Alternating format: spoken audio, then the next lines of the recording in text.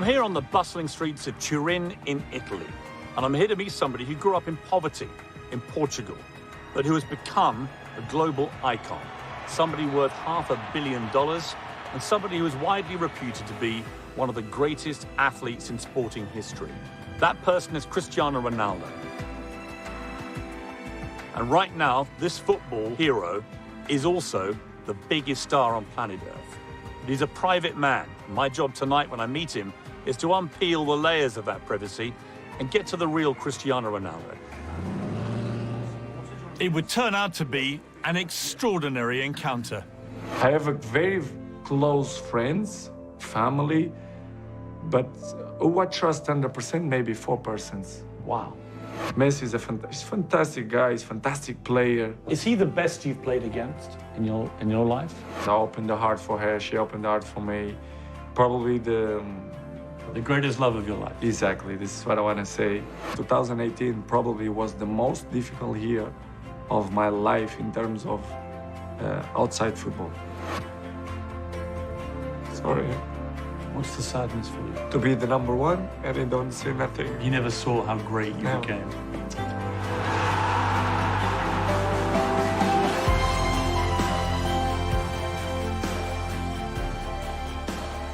I'd come to a launch event for Ronaldo's latest business venture, a perfume with a catchy title, Play It Cool. Ronaldo is one of the world's most marketable athletes.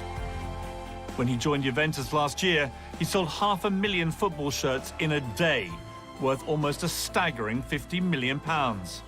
Thank you for coming. Thank you, everyone. Amazing. I've been ushered up to this rooftop. Ronaldo, I'm told, is about to come through that gate at any moment. Now, I'm trying to play it cool. Hey. Cristiano, how are you? I'm good, and you? Good to see you. All good? Great to meet you. Nice to meet you. Nice to meet you. All good? All perfect. You taller than me? I think so. Yeah, I think you may be. You're 6? Disappointing, 6'1". What are you? 6'2". Yeah, it's annoying. Already you have me. Cristiano, please, let's go down. I'd been promised an hour with the great man, and I need to find out exactly what makes him tick.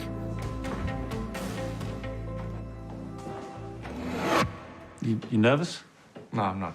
Sure? 100%. What do you hope to achieve from this interview? Good question. To speak about myself, you know, I'm not gonna hiding nothing. I'm not pretend to be another person. You're a brilliant footballer. You're obviously very famous. But if Instagram is the currency of fame, you're number one by miles. You have 182 million followers. Ariana Grande is second with 164 million. Kim Kardashian, Kylie Jenner, Beyonce. Lionel Messi only has 130 million. David Beckham only has 58 million. You're 3 times as big as David Beckham. When you hear that, it's gonna feel weird, isn't it? To be honest, for me, don't surprise me. I know what I am. All my life, what I did and what I do, it's because I have passion. For example, 75% of my life is football. The rest is, you know, my family and friends. And You like being number one, don't you, Cristiano? Yes, of course. I mean, you don't want to be number 2, do you? If I sat here But if I said to you, you're the second most followed person on Instagram, if I will be the 3rd or 4th, for me, it doesn't matter. In my job, yes. In my job, yes. I want to be the number 1. Fame is a very double-edged sword, isn't it? You know, I know that part of you, I can tell, loves the attention, the adulation, the fame. Being Cristiano Ronaldo must be, for a lot of the time, incredible. But there must be a lot of times as well when it's completely suffocating. You know, you can't really go out in Turin because the moment you do, there are thousands of people. What's it like, the reality of being you, good and bad? Piers, to be honest, it's boring. You have a part that it's fantastic, that you're famous, you are a fantastic player, you win trophies, you score goals, you are on the first page of the paper and television. But after 10 years, you know, you look the life in a different way. You have girlfriend, you have kids, you want some privacy. The last 10 years, my privacy is gone. I'm not gonna cry, But if you ask me, I'm 1.5 years here. You know how many times I'll go to the parking with my kids? You know? Tell me. 0. Not once. No once. Because you can't. If I go, it will come like 20 people. The kids will be like nervous. I will be nervous. My girlfriend will be nervous. And when you are at public places, it's hard. You know, you have to maintain a little bit posture. If you put the finger in the nose, they're gonna take pictures. You cannot be yourself, which is boring, you know. But what I'm gonna do is, it's too late to change, and you have to adapt what you are. Your great friend, Ricardo, said to me a great story that on New Year's Eve in 2009, you decided to go out to a club. You wanted to go to a club. And he showed us the picture. You went in disguise. It was New Eve, and I spoke with Ricky. I said, Ricky, we have to do something. I said, we have to go to a discotheque. It's New Eve, and you cannot stay in home. And I said, yeah, but we have to find some way to go. Let's put a wig and mustache, a jacket, something. And we buy a wig with natural hair. Fantastic, better than my hair. And we go out in one hotel in the center of Madrid, like in the rooftop was a bar, discotheque. We go in the lift, everyone look at us, who the fuck is that guy? They look like rock stars. And we went to the rooftop, and Ricky, we're gonna speak only in English because nobody gonna know who we are. And the time that we went to the bar, I speak Portuguese with Ricky. I say, Ricky, what you want to drink? The only time that we speak Portuguese. And one guy behind me, they say, Cristiano, I know it's you. I say, no way. This is not possible. I don't react. Inside, I feel like so bad. I feel like irritated. During the night, that guy, he told everyone in a discotheque, listen, that guy is Cristiano. And I feel, because I'm a tall guy, that everyone in a discotheque, they look at me like, but nobody knows that it's me. And we maintain the night. We stay there like 2-3 hours. We go sleep. It was one of the best nights I ever had. Because you were free again? Yes. I feel free. I get that. You see, it's interesting, isn't it? The great joy you had was the freedom. And yet, for the rest of the time, it's like being in a cage, right, for you? A little bit, yes. I can say it's a little bit. Because you cannot be yourself 100%. How many people in the world do you completely trust? Completely? Completely, 100%. 100%. I'm not gonna say names because I think it's not fair. But I will say 4%. 4? Yes. 100% trust, 4%. Wow. I have a very close friends, family, but who I trust 100%, maybe 4%. 100%. How do you feel about that number? Is that enough for you? For me, it's enough. I really don't thinking too much about it, but it's the way we live. It's the life. It's like that. You know, you have to know that. Now, just to state the obvious, Ronaldo is pretty good at football. So good, in fact, he currently holds a ridiculous 145 footballing records. Most Champions League goals, most goals in all European competitions, the first player to score in every minute of a game. It's a very, very long list. I think you're the best football player that's ever lived. I think. You think? There's a raging debate, as you know. A lot of people think Messi. A lot of people think you. A few others think other players, but the two of you... You say honest? My honest thing is I think you. Very much. That matters to you? Yes. Why? It's beautiful because you appreciate my job, my passion, what I like to do. And when you listen kind of, people, for example, like you, it's nice, make me feel proud. It means that you are good, you are talent, you are the number one. Do you think what makes you different to the others, to the next rung on the ladder, if you like, of very good players, is the dedication level that you put in? I think I'm good, but I think my main strength, it's my mind. I think it's my strongest point, it's my mind. Piers, the numbers, they don't lie. If you see during the last 15 years, my level is always kind of the same. So effort, dedication, work hard, because the talent is not enough anymore.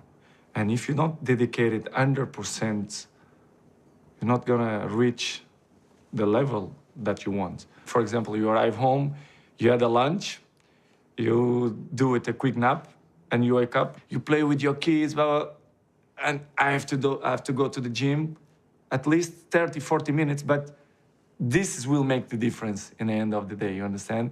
If you not do it that work, you miss one. The next day, it's 2 sessions that you lost. And I know in the end of the day, in the hand, they're gonna make a huge difference. This is why I'm 34 and I look 28. Yeah, I'm 54 and I look 67. I'm also happy. And if Ronaldo's physical appearance is making you jealous, his lifestyle might just tip you over the edge. How many Bugattis? 2. Ferrari? Ferrari, 2. McLaren? 2. Rolls? You came in a Rolls today. 2. Yeah. 2.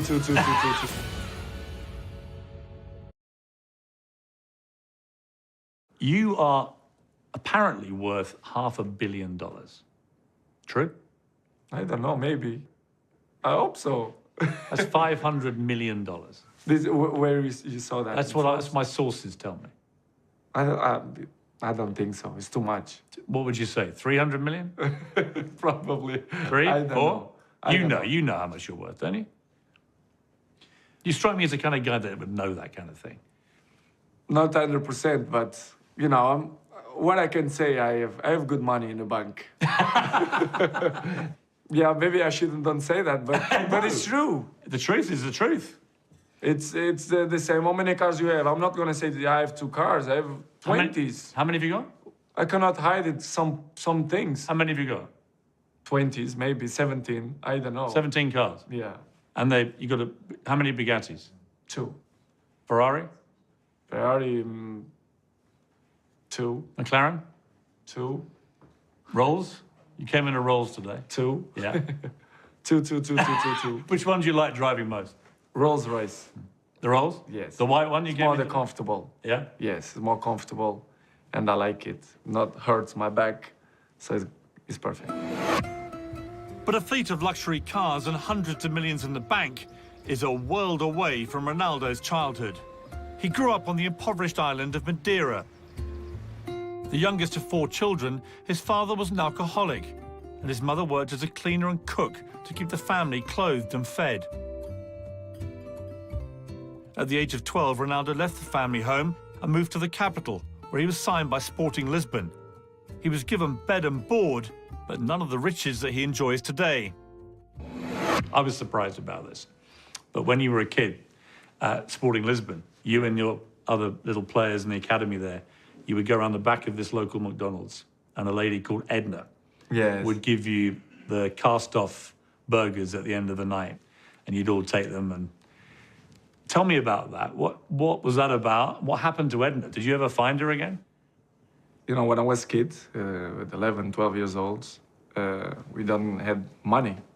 And we live in the same place that the other place, the younger places, because I live in Madeira, and I look my family 3 in 3 months. It was hard, so very hard periods without the family. In the later night, like 10:30, 11, we are a little bit hungry. So we had a McDonald's next to the stadium where we live, and we always go to the back door and we knock the door. Hey, any burgers left? And Edna and 2 more girls, which they are unbelievable. I never find the girls again. I speak with some people in Portugal to try to find where is the girls, because I don't find. And they closed at McDonald's. But I hope if this interview will help to find that girls, I will be so happy, because, you know, I want to invite her to come to Turin or Lisbon, to come to my house, to have a dinner with me. And I want to find these girls, to be honest. I want to give something back because that period was a period that I was appreciate so much. It's something that I never forgot that A moment. little thing, but it meant so much to you. A lot. Because you were on your own. You don't imagine how much, to have burgers in the night. No, you're talking to the right guy. I know how much a Big Mac can mean at midnight. You're talking to a man who's eaten a lot of Big Macs, and I crave them. So I get it. I get it. And this is where you and I have got such a similar routine. And two great athletes every Sunday going to get a Big Mac.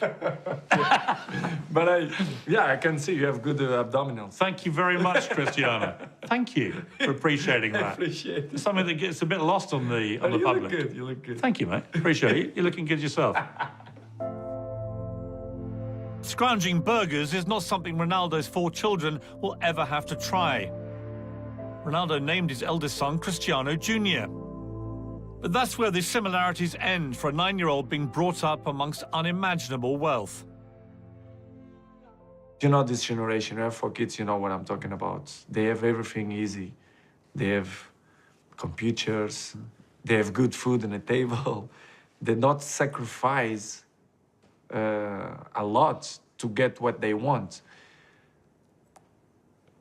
I want to give the best. I want him to suffer a little bit to reach what he wants to be. To have the hunger that you had.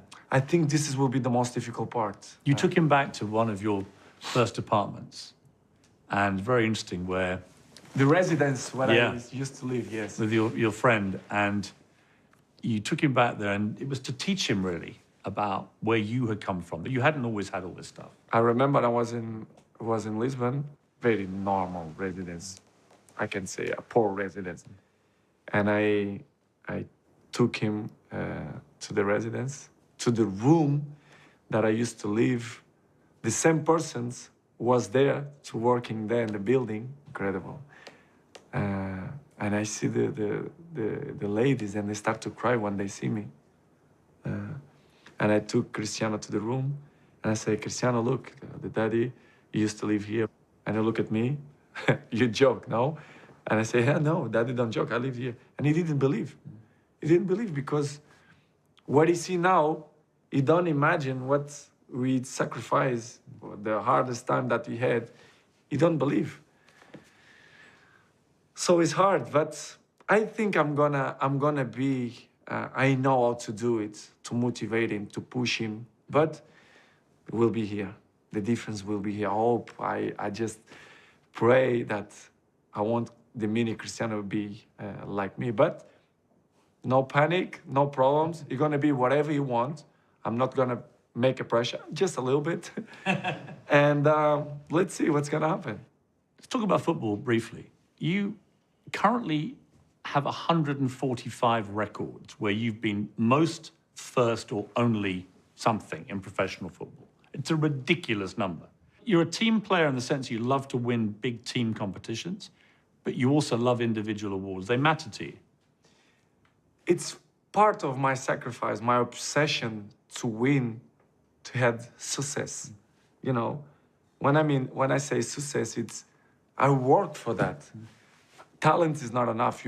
I dedicate myself so much that this is part of me. Records is part of me. I don't follow the records.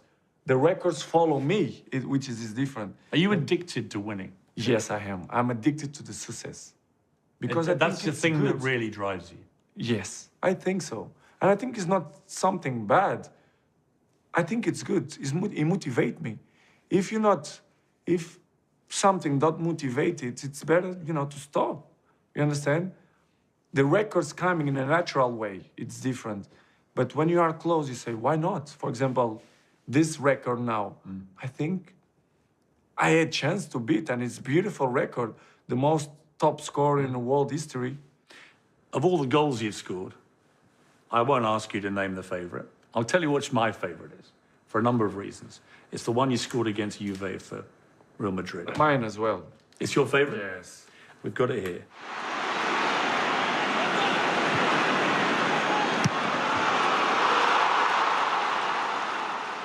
And what it meant so much to me, A, the technique of the goal is spectacular. It's crazy goal. Secondly, it's against Juve, and the crowd reacted by giving you a standing ovation. And you went up to them and you beat your chest. And then here you are now playing for Juve. And I think it was all to do with that goal and that moment. Because to see an opposition crowd responding to your genius in that way, it moved me, and I'm not you, but it moved me watching that. Helps a lot, trust me, helps a lot. By far the best goal I scored in my career. Technically, from your point of view. Technically, very difficult to do that. I tried to score these goals many years. I had 700 goals, and I never scored a goal like when this. it went in, and you knew you'd finally got it, what was that feeling like? Like, oh, finally, I scored a bicycle goal, a beautiful bicycle, and the jumping. I think I'd never see a goal with the bicycle like this one. The way I jump against Buffon, against Juventus, quarterfinals of Champions League, probably one of the best goals I ever seen in football. Not just because it's my goal. If it will be another player, I will say the same. Better than sex? Better than sex. Be honest. Be honest. Be honest. No. It was, wasn't it? No, with my Gio, no. Ronaldo is surprisingly open and relaxed during our interview, but the mood was about to change dramatically. Very emotional for you.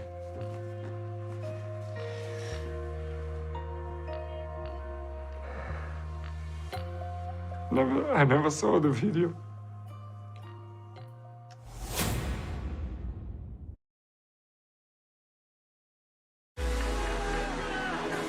When Georgina Rodriguez started dating Ronaldo in 2016, she not only had to cope with his extraordinary fame, she also became an instant stepmother to Ronaldo's 3 children, including twins born to a surrogate mother.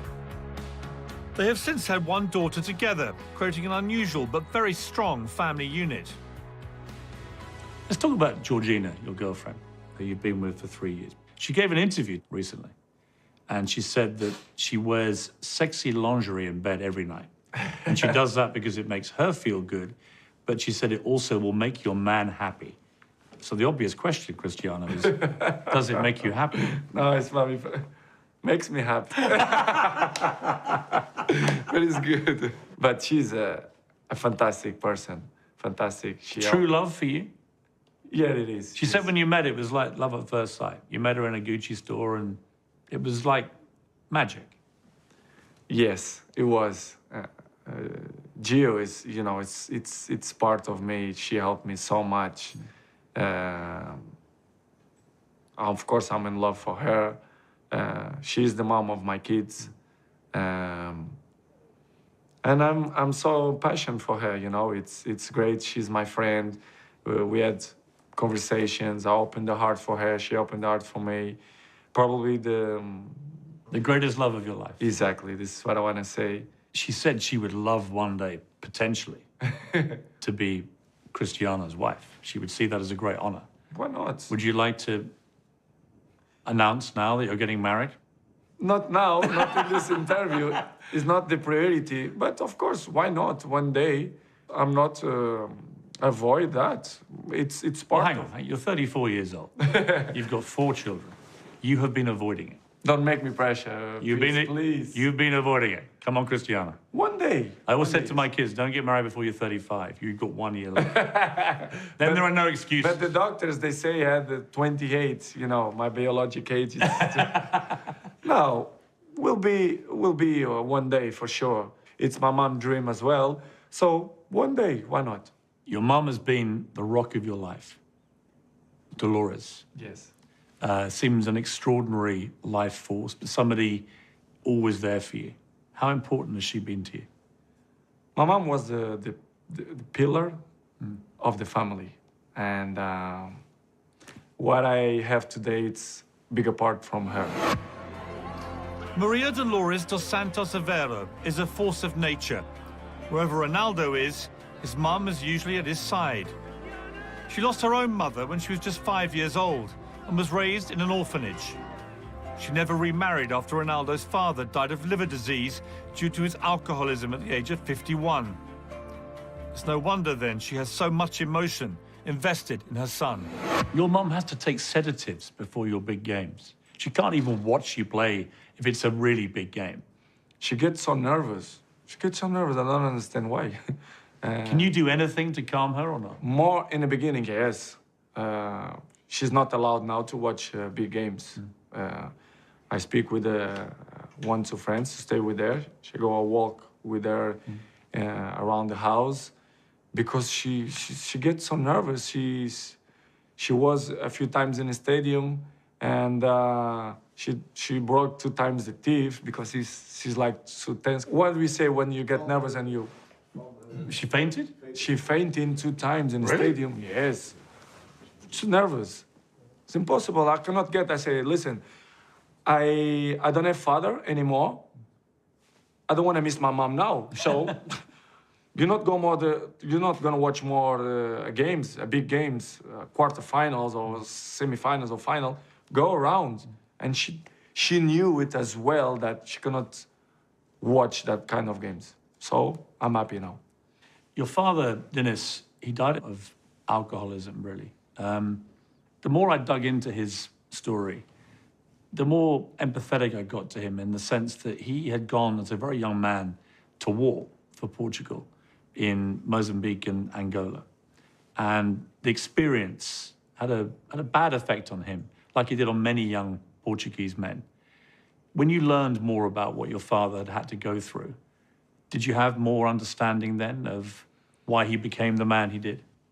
Piers, I don't know. When I speak about my father, I feel sometimes no words to explain what it was my father. We found something which I don't think you will have seen.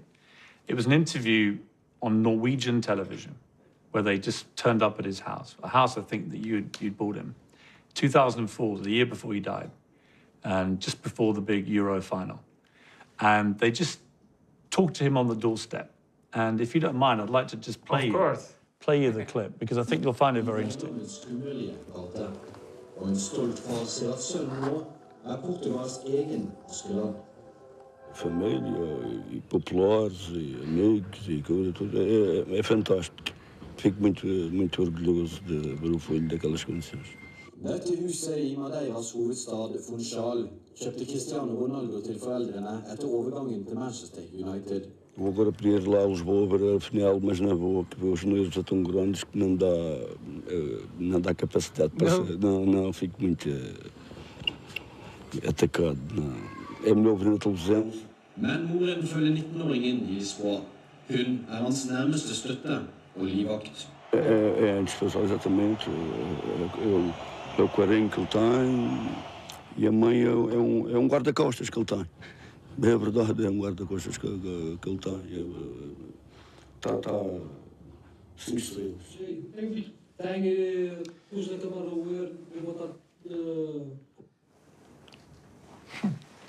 Very emotional for you.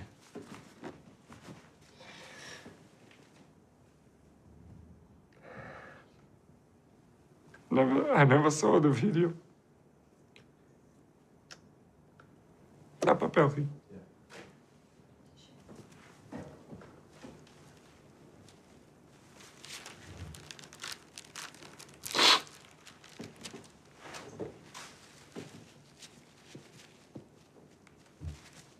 I never saw that video. Unbelievable. To hear your father speak about how proud he was of you, that must mean a lot to you. Yes, a lot. I think the interview will be funny, but I didn't expect to cry. But I never saw these images. I don't know where you... I have to have these images to show my family. But I really don't know my father 100%. He was a drunk person. I never spoke with him like a normal conversation. It was hard. Did he ever tell you that he was proud of you to your face? No, yes. He say that He treated me unbelievable. I was like the diamond of the family. And he knew it. He knew it that I will be a football player. And for me, it's make me sad because everything.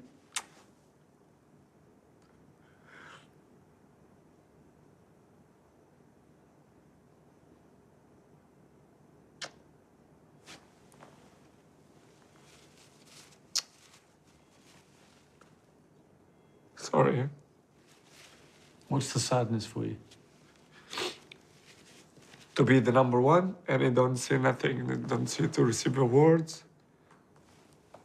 To see what I. He never saw how great you No. became. No. What you could see from that interview was how much it would have meant to him, I think, was very Yes. clear. He clearly had a huge All plan. my family see, my mom, my brothers, even my old son, but my father, they didn't see nothing. And he died young, but it is what it is. Maybe I get everything in the football because he is in the sky and give me Do you feel that? energy. Yes, I feel. How has it affected you, do you think, as a father yourself? Has it determined the kind of father you wanted to be? The self-discipline that you have, you barely drink, you never smoked or taken drugs or any of those things, you've been very self-disciplined.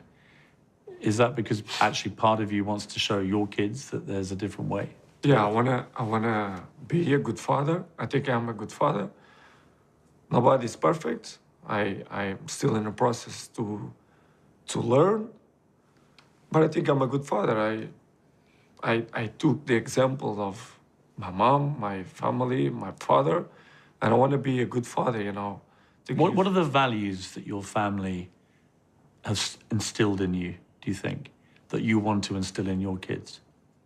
They have to be humble. They have to work hard.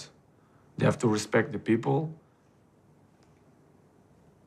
The basic points. And when you add healthy environment around your house, the kids feel. And I want to be the most cool guy, cool father possible. Let me let you into a secret. I have 4 kids. You won't be cool. You think you will. When you get to 40, 45, Finish. it's over. You become the least cool. It doesn't matter if you're Cristiano Ronaldo or me. You cease to be cool. It's going to come to you. Yeah, I want to break it to you gently.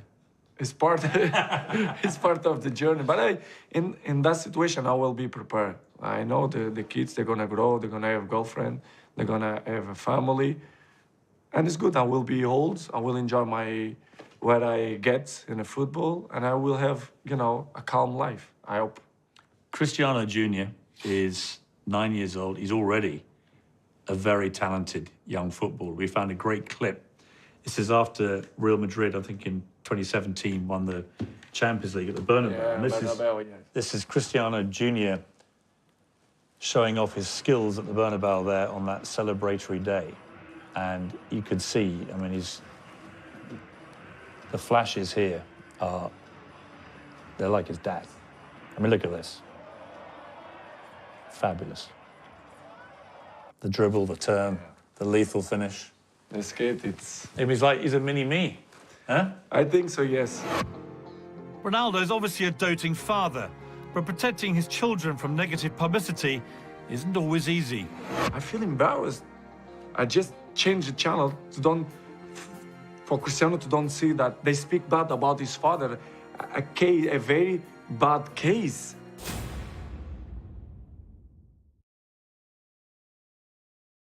I've got to ask you about a difficult time in your life this year. It was, you've had this extraordinary career and life, and then you get hit by a serious story with lots of negative headlines, and a woman accuses you of rape, and it becomes Ronaldo, rape, and so on. As we sit here, the police have just recently dropped that investigation into you. There is no criminal investigation now. Tell me about your reaction to what has happened. Well, I'm not going to forget that 2018 probably was the most difficult year of my life in terms of outside football. As you mentioned, that what they accused me was very, very hard. You know, media, press, writer. There are another parts that make me feel sad because they play with your dignity.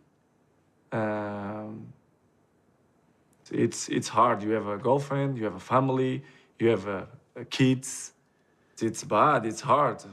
I remember one day I was in home, in the living room, with my girlfriend. You know, to do a zap in television, to see the news, and they speak about Cristiano Ronaldo, this and that, and you listen your kids coming down in the stairs, and you change the channel because I was embarrassed. It's like, what is that? I feel embarrassed. I just changed the channel for Cristiano to don't see that they speak bad about his father. A very bad case makes me feel so bad, Piers, to be honest. But outside my house, it's something that you cannot control. When you called your mother to tell her the news that the police had dropped it, she must have been hugely relieved. Of course, especially my mom. You know, when you get old and the informations that media pass, it's not the real information. And especially for my mom. My mom sometimes was very nervous. Say, Mom, relax.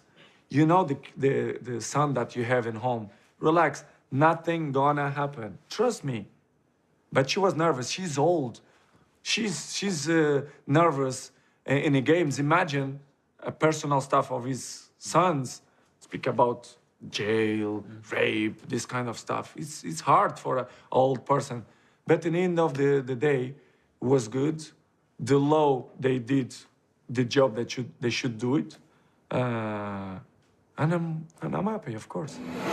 Ronaldo may finally be off the front pages of the newspapers, but it's a rare day when he's not on the back pages, where he often shares the sporting headlines with his arch-rival, Barcelona's Lionel Messi. The two of them are so far above their footballing rivals, the Ballon d'Or, or Golden Ball award, given to the world's best player, has become almost a personal competition for them, with each winning 5 so far. Which is the one you'd most like to end up with as number one? Which record? Golden balls, for example. The most golden balls in the history of football, for example. I will love it. And I think I deserve. As you mentioned before, Messi is he's a fantastic guy, he's a fantastic player. He's in the history of football. But I think I have to have 6 or 7 or 8. You got to be and the more one. above him, I think. Do you ever text him? I mean, do you ever like... No, I have good. When I say in UEFA, many people were surprised the way I speak. But my relationship with him is we are not friend or home friend, but we share the stage for 15 years.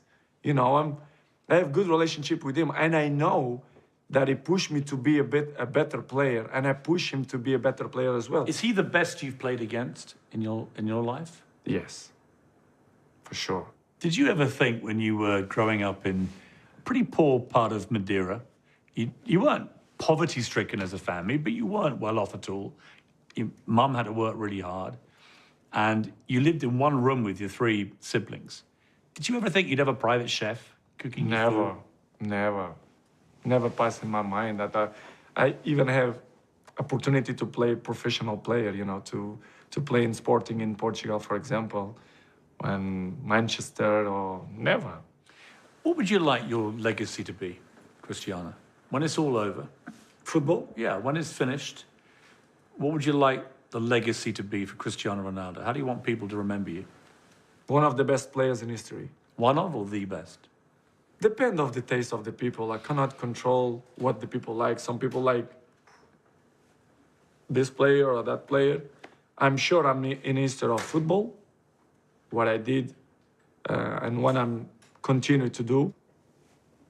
but one of the best players in history. For me, the number one in history, but for some fans, the number one, for the other ones, the second, doesn't matter. I know I'm in history of football, one of the greatest ever. And when you have a tombstone, Huh? when you die and you have your own tombstone, and, Okay. and it says, "Here lies Cristiano Ronaldo," how would you like to be remembered as a man? You could write your own tombstone. Number one. Not number 7. Number one. You see, in the end, for you, it's all about being number one, isn't it? That's really what drives you. You don't want to be second. No. You don't want to be third. You I want to don't be- know this number. I don't know that number. There's one final thing I want to ask you, and this may break my heart. You know, you've shed tears in this interview. I might shed some tears. Well, I didn't It expect depends. this. It depends of what you say, actually, which is, I heard that there was a very good chance that you were going to join Arsenal before you joined Manchester United.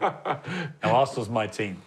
Is it true that you nearly joined Arsenal, not Manchester It's United? true. It's true. Of course, it's true. It's true? Yes. I was with us. How close were you? Very close. Like, break my heart. One step. Incredible. Seriously? Seriously. You were about to join us, Yes. and then we would have won everything. Well, I will help. And then at the last second, you ditched my club and you went to Manchester United and you broke my heart. No. This is your chance to apologize. Yeah, okay, Piers. I want to apologize. Okay, forgive me to don't join Arsenal. I have a gift for you. Okay. This is what might have been. Okay? This is what should have happened. This Fantastic club. is what I dreamed of for the last 16 years, and it's not too late. I could see Aubameyang, Lacazette, Pepe, and Ronaldo, and you'd win everything. It's not too late. This is your destiny. Come on, Cristiano. Make an old man happy. No. This is your Arsenal shirt. Thank you. You like it? Yes, it's nice. I mean, this is what should have Thank you, happened. guys. Nice. It didn't happen, but Arsenal, I appreciate what they did for me, especially Arsene Wenger. But you know the football, you never know where you're gonna play. The life, it's like that, especially the football. But I appreciate Arsenal because it's a fantastic club, and you support Arsenal. Now you support Juventus. Of course. They're my Italian But, team. They're my Italian It's the team. Italian team, so perfect. So it's a good club. So thank you for the shirt. I will keep it in a special place. Cristiano, it's been great to talk to you. Thank you very and to much. get to know you better. I'm a fan. I think you're the best players ever played the game. Thank you for the pleasure you've given me as a football fan over the years. Thank you very I wish you all the very best with your career here in Turin, playing for Juventus. And I appreciate the time and the honesty you've given me. And thank you very much for your time as well. As I mentioned before, for me it's a pleasure to give interview to you. I didn't expect that you're gonna make me cry. I think I never cry in interview. I think.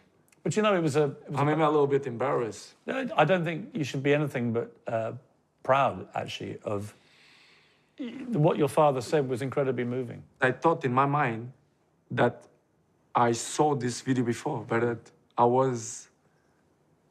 I didn't saw that video. I never saw that video. So surprised me because, well, do you see my reaction? But you know what it was? It was a human reaction. It was a son watching his father say how proud he was of his son.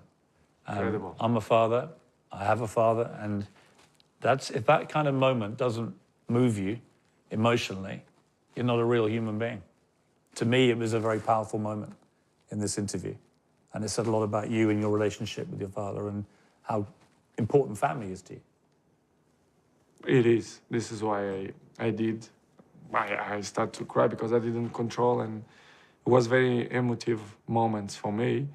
So thank you very much, Piers. Cristiano, it's great to Appreciate meet it. you. Thank you very much. Thank you. Really Thank you. appreciate it. Thank you, guys.